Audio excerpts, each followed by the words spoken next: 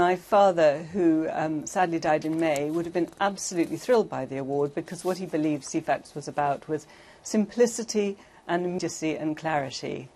It's odd, isn't it, when you look back at that as well, how sort of revolutionary it seemed. It's almost like a precursor to the Twitter generation now in terms of having to distill copy and write legible copy in a way that people understand in just, what, 4 sentences? Well, absolutely, and not just in 4 sentences, but extremely fast. They often referred to it at the start as printed radio, and it was just like that. It had to have the simplicity and clarity of a radio broadcast.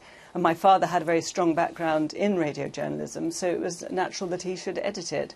But certainly, I worked there for 7 years, and trying to get out a news flash at high speed, especially when you weren't quite sure of a spelling, was a real challenge. Yeah, and as you say, I mean, I think he was a former UN correspondent, wasn't he? So he had a very strong journalistic background. Just describe the early days, though, if you can remember what he said to you about it, because it involved some pretty basic technology, didn't it, in terms of, sort of punching holes and things? Well, absolutely, it did. I mean, he described it himself as a string and sealing wax operation, and he referred to his office as a broom cupboard. I think it probably was a broom cupboard.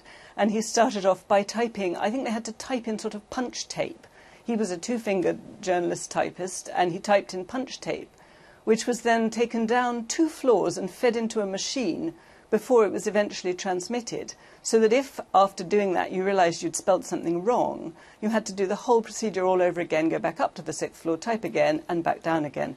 It was a very lengthy procedure, but it's very, very exciting because it was such a groundbreaking new project. Yeah, and was he a real stickler for accuracy? I mean, if people did make mistakes, did he show it? He was. I'm afraid to say my teenage years were spent sitting beside him, and he would look at the Ceefax pages every night, and his poor team would get a phone call if there were mistakes because it was so easy to put right, just like the internet is today.